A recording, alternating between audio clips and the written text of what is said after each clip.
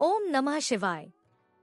आज हमारी यात्रा का अंतिम पड़ाव आया है, 9वां और अंतिम भाग।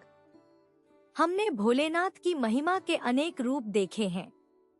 आज हम पहुंचे हैं 12 ज्योतिर्लिंग स्तोत्रम तक, 12 ज्योतिर्लिंग के पावन धामों तक। स्वयंभू हैं ये ज्योतिर्लिंग, स्वयं प्रकट हुए हैं, मानव निर्मित नहीं। शिव का साक्षात तेज है इनमें। ज्योति यानी प्रकाश, लिंग यानी चिन्ह, प्रकाश के चिन्ह हैं ये, शिव के प्रकाश के स्तंभ। भारत की पवित्र भूमि पर 12 स्थान है, गुजरात से लेकर तमिलनाडु तक, हिमालय से लेकर समुद्र तक। हर दिशा में फैले हैं ये पावन धाम। मानो शिव ने पूरे देश को अपनी ज्योति से आच्छादित कर दिया हो। पहला धाम है सोमनाथ, गुजरात के समुद्री तट पर, चंद्रमा की तपस्या का फल। सोम यानी चंद्रमा, नाथ यानी स्वामी, चंद्रमा के स्वामी शिव।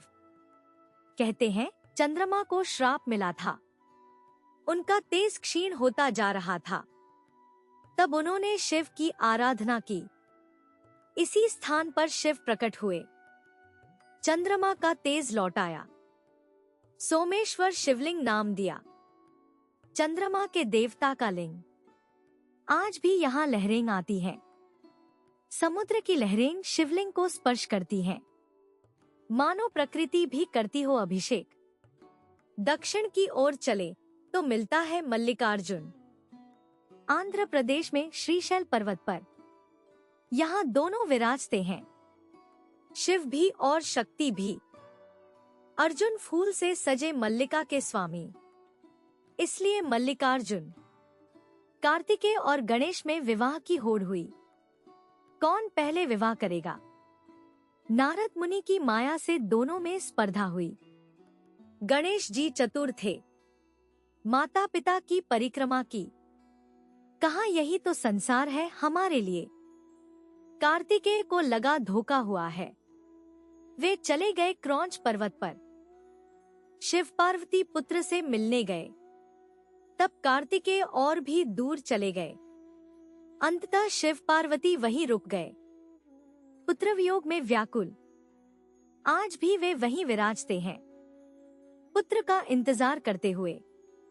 तीसरा ज्योतिर्लिंग है महाकालेश्वर, उज्जैन में, मध्य प्रदेश के हृदय में। काल के महान स्वामी, समय के भी स्वामी हैं शिव। यहाँ दक्षिण मुखी लिंग है, अकेला ऐसा ज्योतिर्लिंग जो दक्षिण की ओर मुंह किए है। राजा चंद्रसेन की कथा है यहाँ। दैत्यों से युद्ध में हार रहे थे, तब शिव की आराधना की। भक्त बालकों की सहायता से शिव प्रकट हुए महाकाल रूप में, दैत्यों का संहार किया। तभी से महाकालेश्वर कहलाते हैं। चौथा है ओंकारेश्वर, नर्मदा के किनारे, मध्य प्रदेश में ही। ओम का आकार है यहाँ का द्वीप। नर्मदा नदी बहती है 2 भागों में, बीच में द्वीप बनाती है, ओम के आकार का। विंध्य पर्वत ने तपस्या की थी, मेरु पर्वत से ईर्ष्या थी, मैं भी ऊंचा होना चाहता हूं। शिव प्रसन्न हुए, ओंकारेश्वर नाम से प्रकट हुए। आज भी वे वहीं विराजते हैं। 5वां ज्योतिर्लिंग केदारनाथ, हिमालय की गोद में, उत्तराखंड में। केदार यानी खेत, शिव का खेत। यहाँ त्रिकोणाकार शिला है, शिव का पृष्ठभाग। पांडवों की कथा जुड़ी है यहाँ से। महाभारत युद्ध के बाद पाप का प्रायश्चित करना था, शिव के दर्शन चाहिए थे, लेकिन शिव छुप गए थे। बैल का रूप धारण किया, भीम ने पहचान लिया, पकड़ना चाहा, तब शिव भूमि में समा गए, केवल पृष्ठभाग दिखा। आज भी वही दिखता है। छठा है भीमाशंकर, महाराष्ट्र के पश्चिमी घाट में। भीम यानी भयंकर, आशंकर यानी डर हरने वाले। भयंकर रूप धारण कर डर हरते हैं शिव। भीमासुर नामक दैत्य था, कर्कटी राक्षसी का पुत्र। भीम नाम से भीषण तपस्या की, ब्रह्मा से वरदान पाया, फिर देवताओं को सताने लगा। तब शिव प्रकट हुए भीमाशंकर रूप में, दैत्य का वध किया। सातवां सबसे प्रसिद्ध काशी विश्वनाथ, वाराणसी में गंगा के किनारे, विश्व के नाथ, संसार के स्वामी।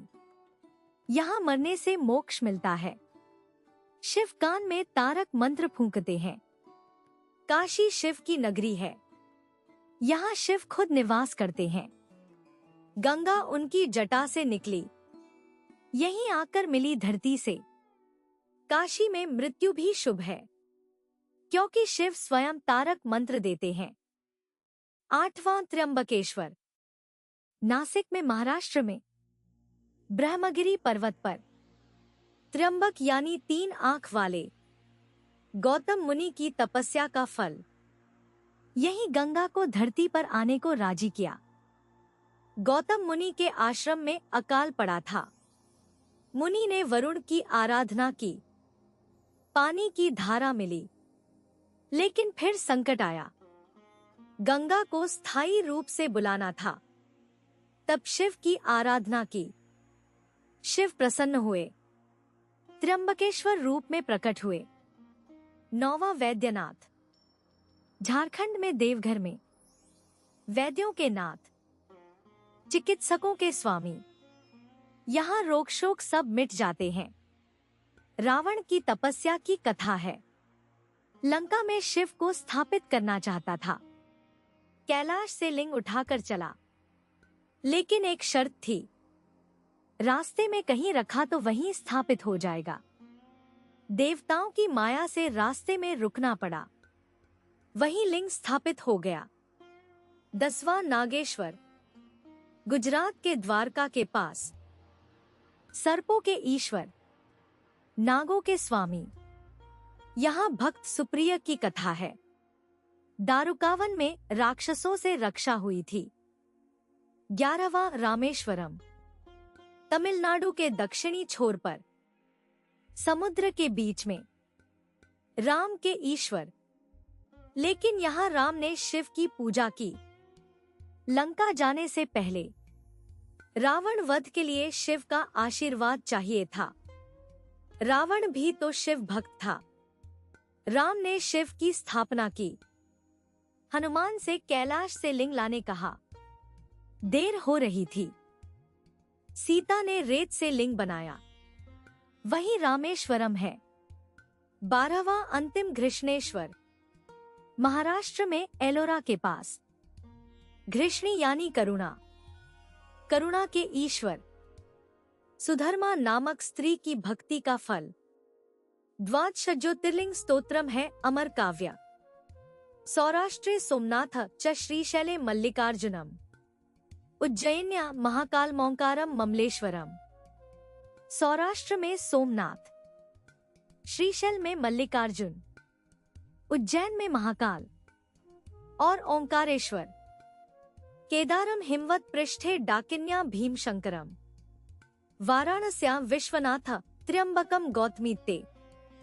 हिमालय पर केदार, डाकिनी स्थान पर भीमशंकर, वाराणसी में विश्वनाथ, गौतमी के तट पर त्र्यंबक।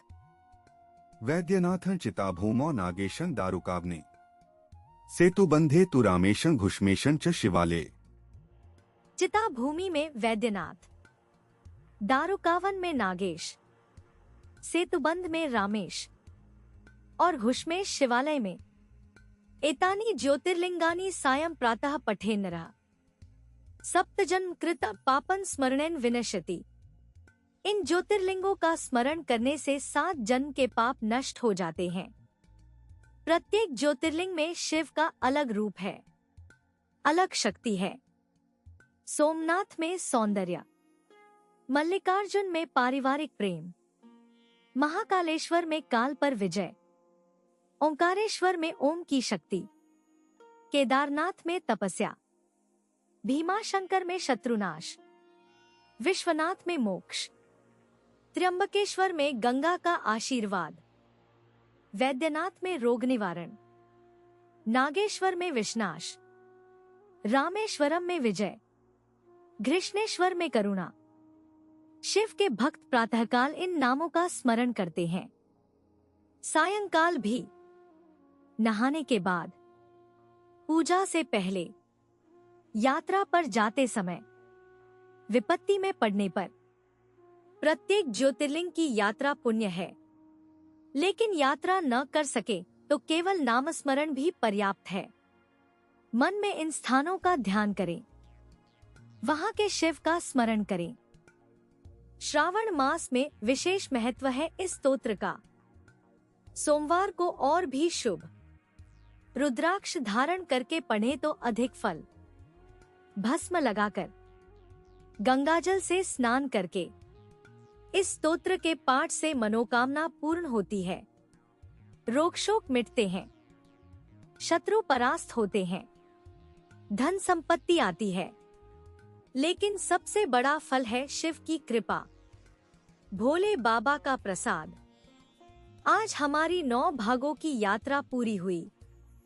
हमने देखा शिव का महामृत्युंजय रूप, रुद्राष्टकम में उनका विकराल रूप, शिव तांडव में उनका नर्तक रूप, लिंगाष्टकम में उनका निराकार रूप, शिव आरती में उनका सौम्य रूप, शिव चालीसा में उनका कृपालु रूप, शिव काव्यम में उनका कवि रूप, द्वादश नाम में उनके 12 रूप, और आज ज्योतिर्लिंग में उनका स्वयंभू रूप। शिव अनंत है, अनगिनत रूप है उनके। हमने केवल एक झलक पाई है, एक बूंद पी है सागर की, लेकिन यही बूंद भी अमृत है, यही झलक भी तारक है। शिव कहते हैं सबसे सरल देवता, भोले हैं, भाव देखते हैं, थोड़े से जल से खुश हो जाते हैं, बेल पत्र से प्रसन्न हो जाते हैं, धतूरे के फूल से मुस्कुरा देते हैं। लेकिन शिव सबसे गहन भी हैं, योग के आदि गुरु हैं, ज्ञान के महान स्रोत हैं, तत्व चिंतन के महान प्रेरक हैं, नाद ब्रह्म हैं, शब्द के सृष्टा हैं। शिव में सारे विरोध समा जाते हैं, संहारक भी हैं, सृजनकर्ता भी, योगी भी हैं, गृहस्थ भी, तांडव करते हैं, फिर ध्यान में बैठ जाते हैं। इसी तरह भक्त का जीवन भी होना चाहिए। कर्म में तांडव, ध्यान में शांति, संसार में गृहस्थ, मन में योगी, क्रोध में रुद्र, प्रेम में शिव। आज इस यात्रा को समाप्त करते समय एक प्रार्थना करते हैं। भोले बाबा से विनती करते हैं, जो कुछ सुना है आपने, जो कुछ सुनाया है हमने, वह सब शिव की ही कृपा से हुआ है, हमारा कुछ नहीं। हम तो केवल निमित्त हैं, शिव की वाणी के वाहक हैं, उनकी महिमा के गायक हैं। यदि कहीं त्रुटि हुई हो, कहीं गलती हुई हो, तो शिव क्षमा करेंगे, भोले हैं वे। और यदि कुछ अच्छा लगा हो, कुछ भाव जगा हो, कुछ श्रद्धा बढ़ी हो, तो वह सब शिव का ही प्रसाद है, उनकी ही अनुकंपा है। मैं भगवान शिव से प्रार्थना करता हूँ, कल्याणकारी शिव से, अज्ञान के नाशक शिव से, वे आप सभी को आंतरिक शांति प्रदान करें, निर्भयता दे और अंततः मुक्ति भी दे। ओम नमः शिवाय। हर हर महादेव।